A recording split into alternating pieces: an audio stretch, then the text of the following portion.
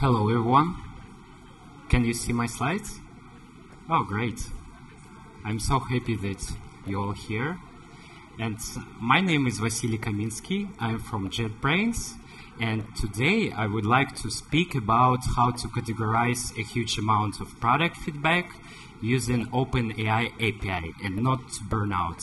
This is very important. So this is my face literally every single time when I build LDA model and trying to understand what particular topic means. When I do vectorization, train the model's parameters, and visualize such graphs that shows the frequencies of the words per topic in comparison to their total frequencies, it's still not obvious what particular topic means. For example, like here, considering that the text is about baseball games, we see that the word well is less associated with the cluster. The other words like more, first, most are also less associated. That makes me think that this text is about losing baseball games. But at the same time, the word lose is also less associated. That really confused me, like most of the times when I interpret such graphs and trying to understand what the cluster means. This is another popular technique of textual dataset visualization where we build word clouds. And they can mostly confuse you because the words are shown without any context. You can connect any words with any, making your own false interpretations. The size of the words and their frequency, they don't necessarily reveal the word's importance.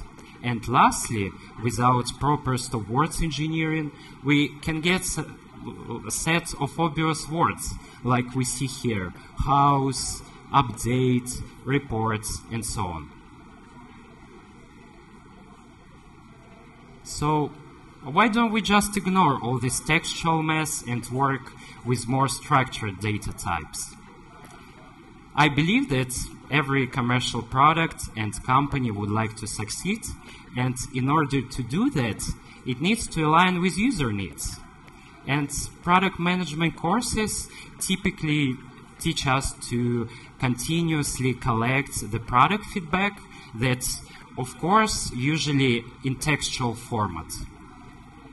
It can be done asking the set of questions to the user via surveys or asking the people to fill in the feedback form either directly in the product or on the website. Then we, as a data specialist or data analyst, come to help to process all this textual mess, categorize it, extract key insights, which is typically used by product teams to allocate resources and act on that. For example, either to decrease the product's price or implement some new features. And on the second stage of product feedback classification, something goes completely wrong. And instead of these clear and precise tables, where we see the issues and their importance by, for example, frequency contained in the reviews, we get absolutely nonsense graphs like this, that are prone to biases and errors that I explained before. So, how to get the expected results? But before that, let me introduce myself. I'm VASILIY KAMINSKIY from JetBrains. I'm team leader at Data Science Research. So we are conducting different researches inside the company to improve the products.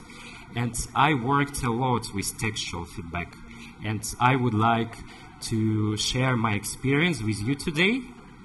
By the way, I'm the first time in London, and I'm really excited to be here. Thank you. So, yeah, something with brightness. So how can we do that? We can do it manually, of course, and that's all. we can discuss this issue together on company booth.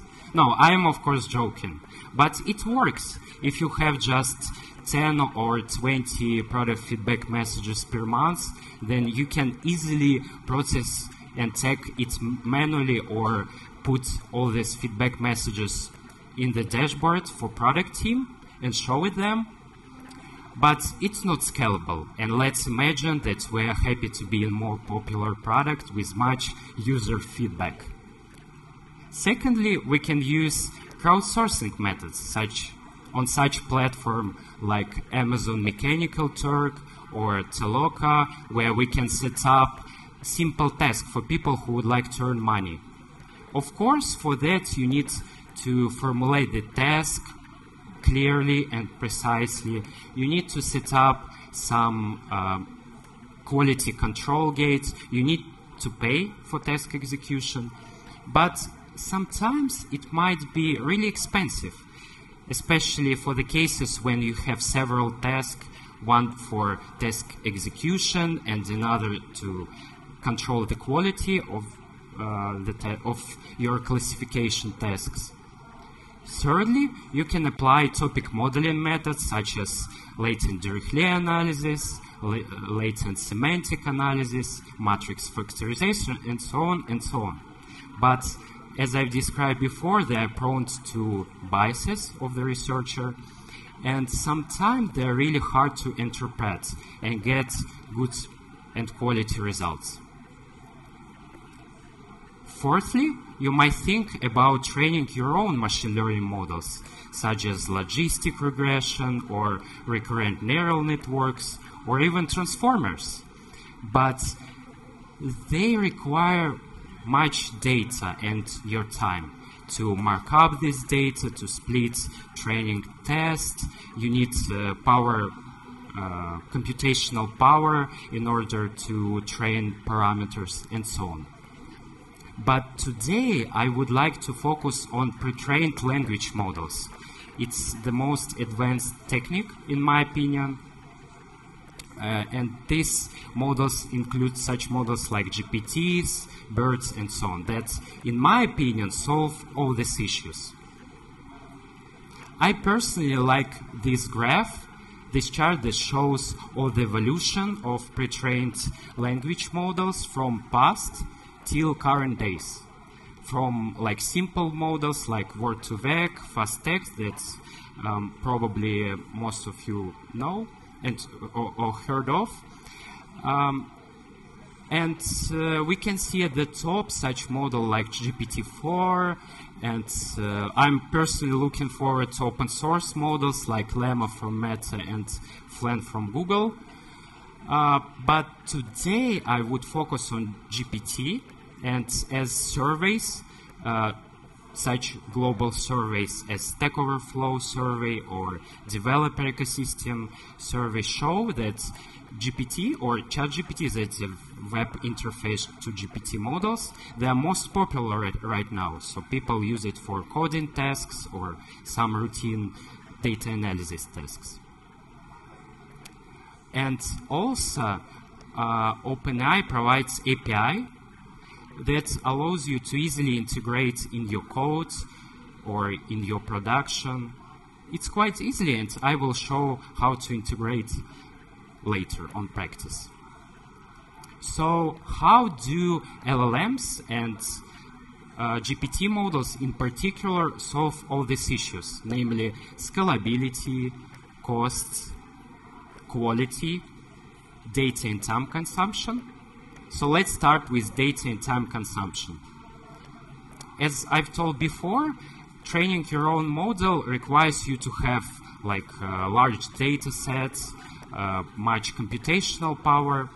We don't know specific details of GPT models because they are closed source, but we know like analogs like Yalm that is close to GPT-3 by performance. So they used much data to learn 100 billion parameters of their model. They used almost 2 terabytes of textual data to do that. It's quite impressive. They used 800 of NVIDIA cards, and it's like specialized NVIDIA cards for deep learning with much RAM capacity. And it took 65 days to train all these data sets and learn all these parameters. So if we assume that one card cost $1 per hour, it would cost us more than $1 million to train all this large model. Of course, for our own tasks, some specific data sets or small models, we don't need such amount of data and models, parameters for the model, but we can use all this power in order to reduce our training data sets. And instead of feeding like hundreds of thousands of training observation, we can feed just few examples, as I will show later. So I hope, yeah, we talked about data and time consumption. Let's move on further to scalability. And GPT models are limited in terms of rate limits, but they are quite huge. So if you don't need to process like 100,000 of English characters every single minute, then just don't worry. To be honest, product feedback isn't required to be processed like real time.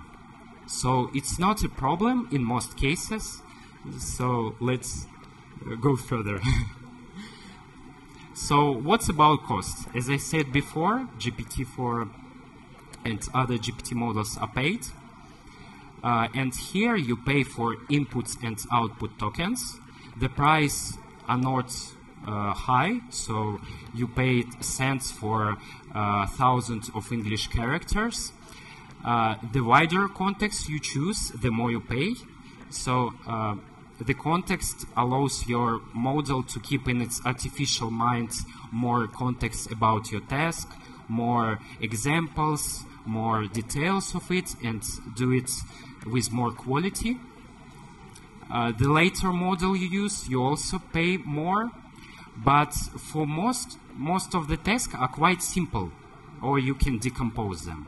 So it's a good point to reduce the costs, especially taking into consideration that GPT-3, the previous model, is more than 10 times less expensive than GPT-4. So additionally, you can reduce your costs for your feedback classification.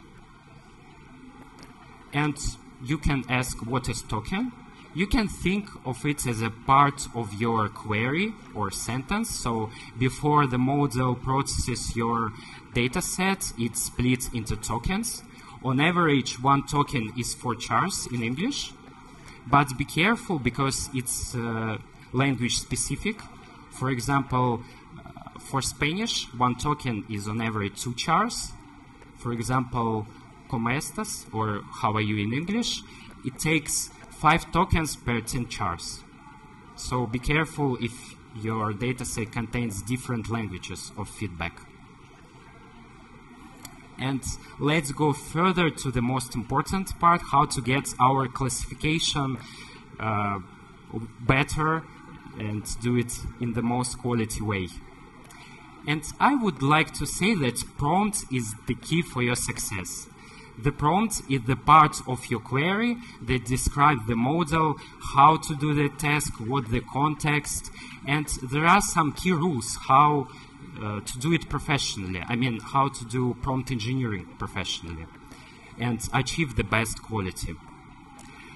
The first rule is to describe the context, to describe outcome, length, format, style, etc. So instead of just directly saying what needs to be done, please add some context, as I do here. For example, I add also the context. You will be provided with user reviews, and your job is to provide a set of text from the following list. I also add preferable format and style. Present your answer in the form of bullet list. I also indicate the preferable outcome. So only choose from the list, blah, blah, blah. Another important rule is to add few examples. I personally try to add at least 3 examples to explain the model what to do in different situations. For example, what if the review contains only one tag, or what if it doesn't contain any text at all, or what if it contains more than one tag? I add all this to my prompt. The general rule is to not use imprecise description and words, like approximately, to be fairly short like here, or not too many. Just say directly, use 1 to 5 tags to describe the review. And lastly, I would like to mention the API method parameters that would allow you to tune the model for your specific task. The first parameter is temperature. It controls the randomness of the text that's generated by the model. So the higher value you set for this parameter, the more random output you will get from execution to execution. So if you set the lower values, the more stable and deterministic the result will be. Another 2 parameters penalize the token based on their presence in input text. So controlling them, you can make the output look in completely different way or look similar as your input. For example, if you do paraphrasing, that you need to increase the value. If you would like to just extract the key keywords, you need to set default parameter or lower. So when we know how GPT solve all these issues, namely scalability, cost, quality, data and time consumption, we're ready to try it in practice. And let me show you.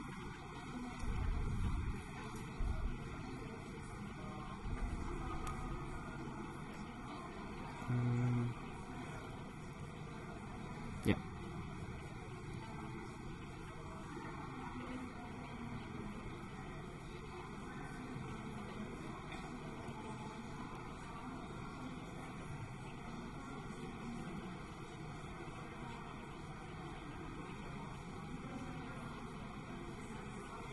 Could you please help me? Yeah. I would like to show this notebook on the screen.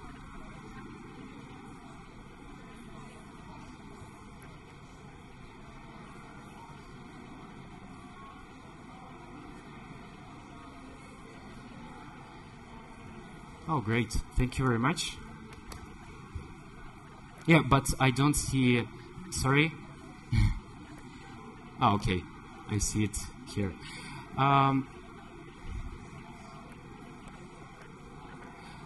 Yeah, I will show the notebook where I use Openai API to categorize product feedback. And firstly, I include Openai library. It facilitates the request to Openai API instead of just managing them manually via API, REST API. Then I include some common libraries for data manipulation like pandas. And secondly, you need to be sure that you set up your API key that you get after registration in Openai API. For that, I use there is built-in feature in Datalore, the product of JetBrains, where you can manage all your environment variables in one place and attach them to different notebooks. Afterwards, I read my data set. It's the data set from Stanford that contains reviews from Amazon by different products. And I choose, just for demonstration purposes, only one product. It is the iPhone case. So let's imagine that we're in a company that produces such iPhone cases, and we would like to help them and distinguish some complaints about the product, to discuss with product team and to improve the product. So, yeah, this is the next part. This is the data set. So we have the column with overall rating. We have the review date, the product ID, and the most interesting, the review text. And I would like to distinguish the complaints. For that, I write a prompt for GPT model where I indicate the context. I write, you're an assistant that extracts the key disadvantages and complaints of the iPhone case product on Amazon. I also indicate preferable style, format, and outcome, like be concise, use lowercase, don't use line breaks, don't include advantages, positive words, and if there are no any complaints, just return nothing. Then I indicate some examples, just right from the data set. And after that, we're ready to process all this feedback. For that, I iterate over all the data set row by row and process every feedback message we have. For that, I execute create method from library where I indicate model, like GPT-4 in this example, and add our prompt. So context, all our examples, and pass the review that need to be classified. I also set some default parameters. They're default, I haven't changed them. And process all our feedback. So let's go further. And we got some tags divided by comma for our feedback messages. You can see that this feedback doesn't contain any complaints, so it returns none. But as we see, some tags are quite similar, like this: rhinestones fall off, studs fall off, fell apart. So it tells something about some product disadvantage that fall off from the case. But we would like to have it in more general way and to union all the similar tags and synonyms. So what do you think? What we can do here? Like, any ideas? What we can do here to union similar tags? How would you proceed this? Yeah, as an idea, we can increase the temperature, for example, to make the categories more abstract. But I would like to propose use GPT again and to delegate this task again. So I composed a list of tags where I union them in one list, Python list, and then write another prompt where I describe that there is a list of tags, and and this list contains some synonyms, duplicates, and so on, and I would like to get the more general list of tags. So I execute it again, and also the interesting part that you can use, that you can indicate that you would like to get it in Python dictionary format. So I get the list like this, and we see, I think it would be better for all tags that fall off under category that something fall off. We have one general category, stones fall off, and so on, like gems, issues, poor quality, not protective, and so on. So this list we can use further to map it back on our data set and get the list of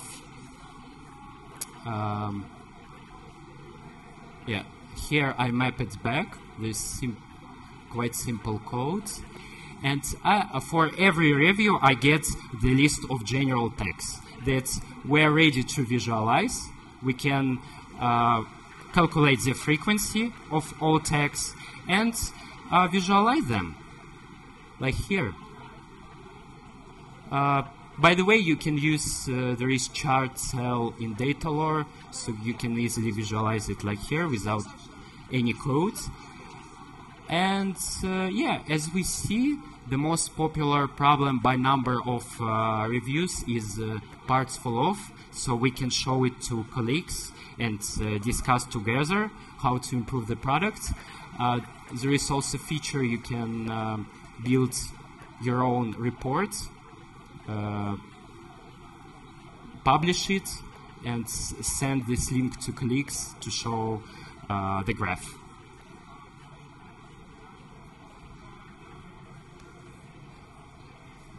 So I would like to return back on the previous slide. Can you help me, please? No, it doesn't. Oh, yes.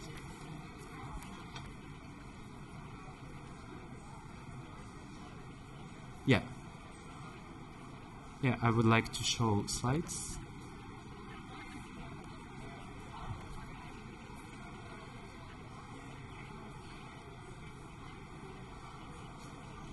Oh, yeah. Yeah, it's good. Thank you for attention. And when we know how GPT models solve all these issues, when we try it in on practice, and we got quite expected results that we wanted. You can meet me at company stand 755. We can discuss textual feedback issues together. I will be glad to hear your experience about this issue. You can follow me on LinkedIn, or we can discuss other products of company like PyCharm, Datalore together. So see you later, and thank you for your attention.